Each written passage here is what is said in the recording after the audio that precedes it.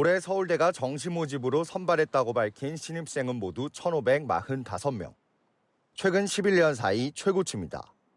두드러지는 점은 N수생과 일반고 출신이 서울대가 통계를 공개한 이후 가장 많은 비율을 차지했다는 겁니다. 이번 학년도 정시 합격자 가운데 재수와 3수 이상, 이른바 N수생 합격자 비율은 59.6%로 10년 만에 최고치를 기록했습니다. 지난해보다도 2%포인트, 9년 전보다는 14%포인트 넘게 증가한 수치입니다. 일반고 출신 정시 합격자의 비율도 역대 최고였습니다. 올해 일반고 출신 합격자는 63%를 차지했는데 이는 최근 10년 사이 가장 낮았던 50%보다 13%포인트나 차이 납니다. 반면 자사고 출신 비율은 19.6%로 통계 공개 이후 역대 최저를 기록했습니다. 이 같은 현상은 서울대가 수능 위주 전형에서도 내신 성적에 가점을 주면서 일반고 학생들에게 유리하게 작용한 데다 자사고와 특목고 출신들이 대거 의대로 빠져나간 데 따른 영향으로 분석됩니다. 자사 특목고의 수능 성적이 매우 잘 나오는 학생들이 의대 선호 현상이 좀 뚜렷해진 거 아니냐 이렇게 해석해 볼 수가 있겠죠. 이런 상황들은 이공계 인재가 축소되는 그런 상황들을 초래할 수가 있고, 서울대뿐 아니라 상위권 주요 대학에서도 의대 쏠림 현상과 N수생 열풍이 잇따르는 상황. 정부는 지역과 필수 의료 체계를 고려해 조만간 의대 정원 확대 계획을 발표할 예정입니다. EBS 뉴스 서진석입니다.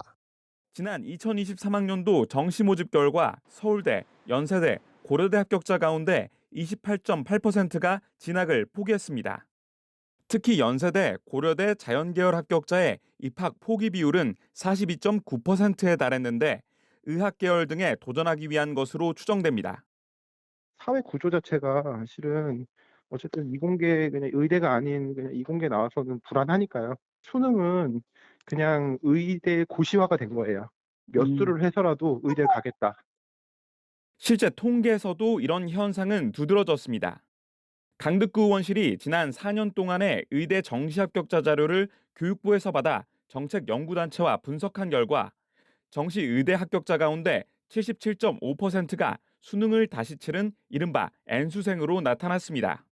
같은 기간 고등학교 3학년 재학생이 정시로 의대에 합격한 비율은 21.3%에 그쳤습니다. 지역 격차도 볼 수 있었는데 정시로 의대에 합격한 고3 수험생은 수도권 출신은 전체의 14%를 넘긴 반면 비수도권 출신은 6.7%에 그쳤습니다. 수능이 재학생과 졸업생의 차별을 수도권과 비수도권의 지역별 격차를 만들고 있다는 사실을 확인할 수 있습니다. 고3 재학생은 학교 교육에 의존하는데 재수생 이상들은 학원에서 수능만 대비하니 이런 차이가 발생한 것으로 보입니다. 경제력과 지역에 따른 교육 격차는 계속 커지는 추세입니다. 대학 정시 40% 선발 비율을 요구하는 게 타당한지 전면 재검토해야 합니다. 이제 공학과 기초학문을 해도 사회 보상이 따를 수 있도록 정부가 특단의 지원 대책을 마련해야 됩니다. 대입제도 개편까지 내다보는 보다 장기적인 계획이 나와야 한다는 지적입니다. EBS 뉴스 박광주입니다. 킬러 문항은 없지만 불수능이라는 평가를 받고 있는 올해 수능시험. 주요 입시기관들의 전망을 종합하면 서울소재대학의 2024학년도 대입 수시 모집 탈락자는 지난해보다 5만여 명이 증가한 것으로 나타났습니다. 지난해에 2만여 명 증가했던 것과 비교하면 수시 모집 탈락자 규모가 상당히 커진 겁니다. 올해처럼 이렇게 수능이 어려워지면서 특히 이제 영어처럼 인원이 줄어들면 최저 인원이 적기 때문에 합격률은 떨어져요. 특히 자연계 탈락생이 크게 늘어난 것으로 전망됩니다. 이과 학생 비율이 사상 최대 규모로 증가한 데다 이들이 주로 상위권 자연계 진학을 희망하기 때문에 상향 지원하는 경향이 영향을 미쳤을 것이라는 분석입니다. 학생부 종합전형의 문턱이 낮아진 것도 원인으로 꼽힙니다. 역대급 규모였던 N수생이 수시로도 유입되어 경쟁률이 올라갔고 자연스레 탈락자도 늘었다는 겁니다. 실제 학생부 종합전형에서 모집 인원과 지원 인원을 지난해와 비교해봤을 때 모집 인원은 지난해보다 인문계에서 500여 명 줄고 자연계는 700여 명 늘었습니다. 지원 인원 증감은 인문계에서 3,500여 명 줄고 자연계에서는 2만 6천여 명이 늘었습니다. 인문계의 지원 규모 감소보다 자연계의 지원 규모 증가가 훨씬 큰 겁니다.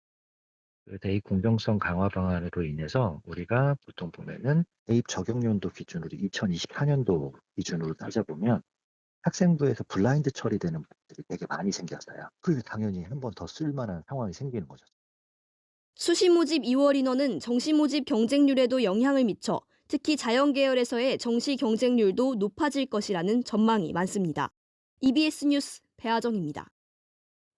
올해 수능 지원자 수는 지난해보다 3,400여 명 줄어든 50만 4,500여 명입니다. 이 가운데 고3 재학생 비중은 64.7%를 기록한 반면 N수생 비율은 31.7%로 지난해보다 3.7%포인트 급증했습니다.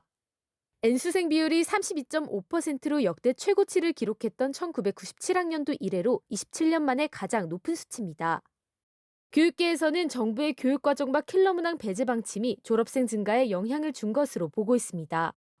문이과 통합수능 도입 이후 이과가 표준 점수에서 유리한 현상이 계속되면서 이과 쏠림 현상도 두드러졌습니다.